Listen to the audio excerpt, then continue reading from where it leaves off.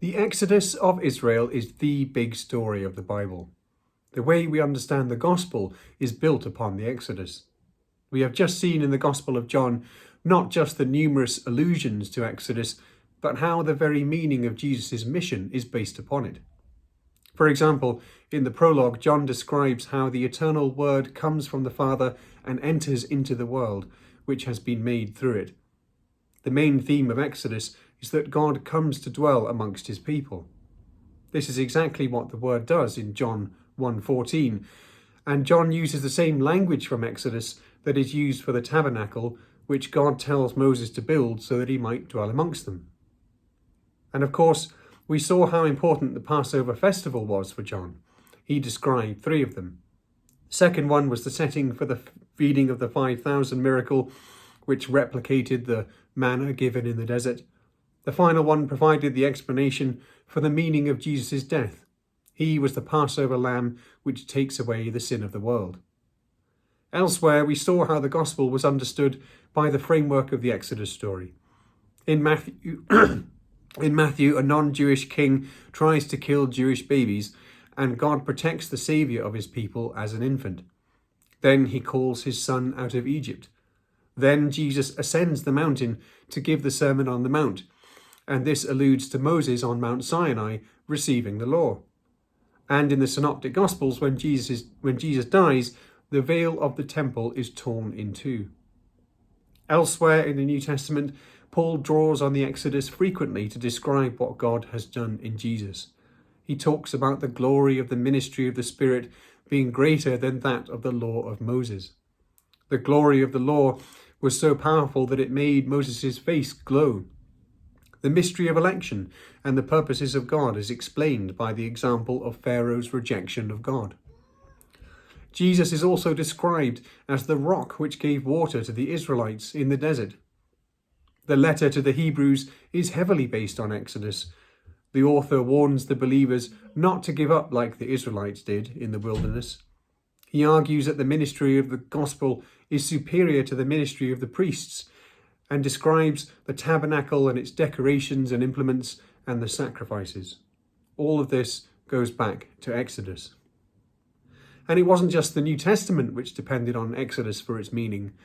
The Old Testament constantly looked back to the Exodus. Apart from the festival of the Passover, there was the Sabbath itself, which, along with creation, was based on this foundational deliverance. The Psalms celebrated God's unique power as it was seen when he crushed the gods of Egypt. The promised rescue of Israel prophesied in Isaiah is based on the Exodus story, as it envisions God's people being led back through the wilderness from their foreign captivity. Exodus picks up from the last section of Genesis, where the nation of Israel has been growing in Egypt. In Genesis, God called Abraham and periodically appeared to him. Then he did the same with Isaac and Jacob. They met him very occasionally, and their lives were characterized with patient faith where they did not see the promises fulfilled. Exodus sees God now reveal himself in a new way. He reveals his name to Moses in chapter 3, then he reveals himself in his laws from chapter 19 onwards. Then he reveals himself on the mountain to Moses and declares his character to him in chapter 34. With all this revelation, we see the main theme of Exodus, the presence of Yahweh. He comes to dwell with his people, not appearing to them occasionally as with the patriarchs, but rescuing them personally from Egypt and then walking with them through the wilderness before meeting them on the mountain and then dwelling with them in the tabernacle. The laws which God gives Moses enable all this to happen. How can the Holy One dwell amongst such people? By providing for them special laws which no other nation had. These laws protected the sinful nation from the holy presence of God through the priests and sacrifices.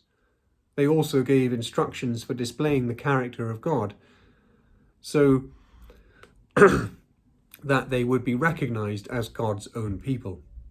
By keeping these laws, they ensured that the presence of God would remain with them.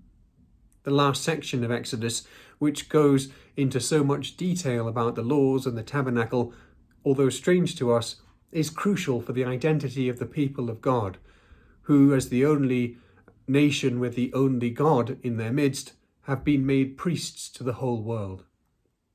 Exodus, therefore, is about the formation of Israel, the revelation of God, the making of the covenant, and the giving of the law.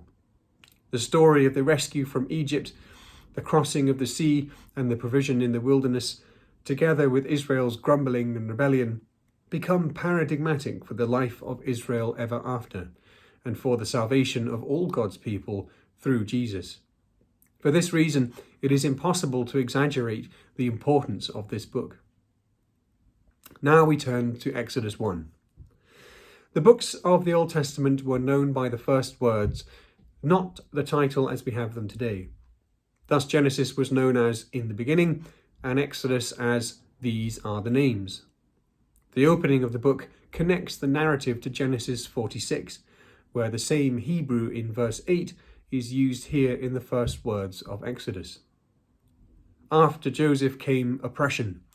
The blessing of becoming numerous, as God had promised Abraham, is a terror to the Egyptians, who devise ways of controlling them.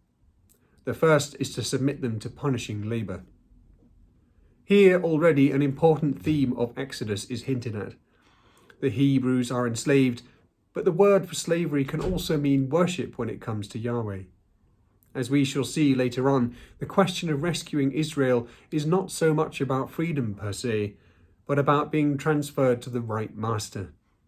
We see this much later on in Romans when Paul discusses being a slave to sin or a slave to righteousness, and what true freedom really is. The next attempt to control the Hebrews is through infanticide. Women gave birth either crouching or kneeling, and a stool or stone would be used to support their weight. Midwives helped with the entire process, from conception to childcare afterwards. The two midwives are emphatically commended for disobeying Pharaoh and fearing God more than him, and this is partly reflected in the fact that they are named. Shiphrah means beauty, and Puah means, or possibly means, maiden. These heroes, who saved the Hebrew boys because of the fear of God, receive names forever, unlike the pharaohs who remain anonymous. The midwives lie directly to Pharaoh about the births, and God blesses them. It seems as though it is acceptable or even good to lie in order to save life, though in the specific situation of being attacked by evildoers. In chapter 2, a Levite woman hides her baby among the reeds. The basket she constructs is the same word in Hebrew as the ark which Noah constructs, tevar. As his sister watches, a daughter of Pharaoh finds him and obviously reacts favourably. The baby was, as noted earlier, beautiful. The sister Miriam must have seen it was okay to approach and offer to find a wet nurse. The daughter of Pharaoh may have been one of many from his harem, and so may not have had any particular significance at court. Once again, God blesses the disobedience of the Hebrew women, and Miriam not only secures Moses' own mother as a wet nurse, but she receives wages as well. They have feared God rather than man, particularly the one man who was revered as God, the son of Ra. Once weaned, Moses is given to Pharaoh's daughter.